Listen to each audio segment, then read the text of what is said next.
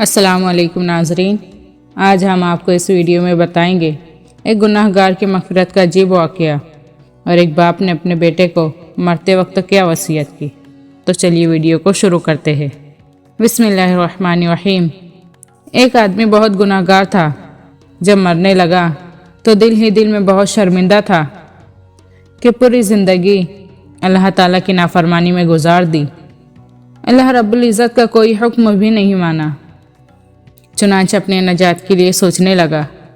بالآخر اس نے اپنے بیٹوں کو بلا کر وصیت کی کہ جب میں مر جاؤں تو ایک جگہ خوب آگ جلانا، جب آگ اچھی طرح بھڑک چکے تو مجھے اس آگ میں ڈال دینا، جب میں جل کر راکھ ہو جاؤں تو اس راکھ کے 2 حصے کرنا، ایک حصہ دریا میں بہا دینا اور باقی آدھی راکھ کو ہوا میں اڑا دینا۔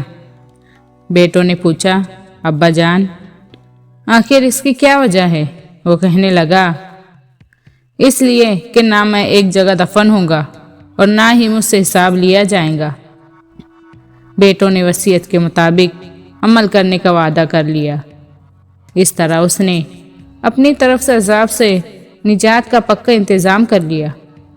جب وہ مر گیا تو بیٹوں نے وصیت کے مطابق آگ بھڑکائی اور اسے اس میں پھینک دیا۔ جب مکمل طور پر جل گیا تو بیٹوں نے آدھی راکھ دریا میں بہا دی اور آدھی راکھ کو ہوا میں اڑا دی۔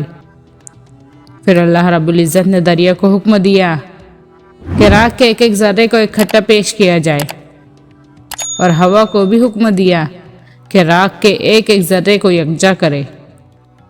چنانچہ اس طرح دونوں حصوں کو اللہ رب العزت کے حکم سے اکٹھا ایک جگہ کیا گیا۔ اس کے بعد اللہ تعالیٰ نے اسے دوبارہ زندہ کر دیا۔ اللہ تعالیٰ نے اس سے پوچھا کہ اب بتاؤ، تم نے اپنے بیٹوں کو یہ وصیت کیوں کی تھی؟ وہ عرض کرنے لگا، اے رب کریم، میں ایک گناہ گار انسان تھا۔ مرتے وقت میرے دل میں آپ کا خوف غالب ہوا۔ میں نے سوچا کہ میری نجات کی تو کوئی صورت ہی نہیں ہوگی، لہٰذا میں نے یہ وصیت کر دی۔